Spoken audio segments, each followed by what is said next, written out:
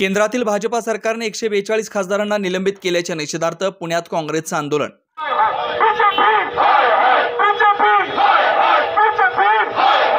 केंद्रातील भाजप सरकारने धक्कादायकपणे विरोधी पक्षाच्या 142 खासदारांना संसदेच्या दोन्ही सभागृहातून बाहेर काढले व त्यांचं निलंबन केलंय।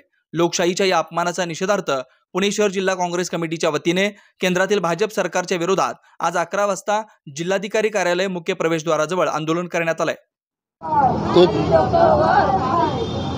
भारतीय जनता पक्ष केंद्रातल्या सरकारने लोकशाहीची पायमल्ली केल्याच्या निषेधार्थ आम्ही हे ऑल इंडिया फ्रंटच्या आणि काँग्रेस पक्षाच्या माध्यमातून आम्ही आंदोलन करतोय।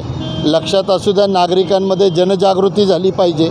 लोकशाही मार्गाने आवाज उचलणाऱ्या खासदारांना 5 नाही, 10 नाही, 50 नाही, निव्वळ 150 खासदारांना ते फक्त त्या संसदेमध्ये सिक्युरिटी लॅब्स कशी झाली ह्याचा खुलासा आणि त्याची चर्चा व्हावी म्हणून मागणी करायला उतरले, तर त्या सर्वांना तुम्ही निलंबन केलं। पण ज्या खासदारांनी, भारतीय जनता पक्षाच्या खासदारांनी ज्या त्या लोकांना पास दिले त्याचं निलंबन तुम्ही केलं नाही। आणि आमचं पुढचं असं म्हणणं आहे की जे मुलं तिथं आली ते रोजगार मिळत नाही म्हणून आली, त्यांच्या आईवडिलांनी कर्ज काढून शिकवलेलं होतं, शेतकरी वर्गाचे महाराष्ट्रातले त्यामध्ये एक मुलगा आहे, त्याच्या वडिलांनी आत्महत्या केली। अशा मुलांना बोलून तुम्ही आतंकवादीचा गुन्हा दाखल त्यांच्यावर करणार, अतिरेकी त्यांना घोषित करणार, त्यांच्या आयुष्याचं पूर्ण वाटोळं लावणार। अशा गोष्टीमध्ये आणि आज नाही तर ही मालिका चालत आलेली आहे।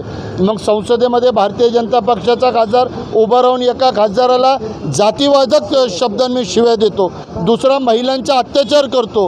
हे सगळं करत असताना भारतीय जनता पक्षाच्या एकाही खासदारावर लोकशाही मार्गाने कारवाई होत नाही, पण बिगर लोकशाही मार्गाने 150 खासदारांना निलंबन करतात।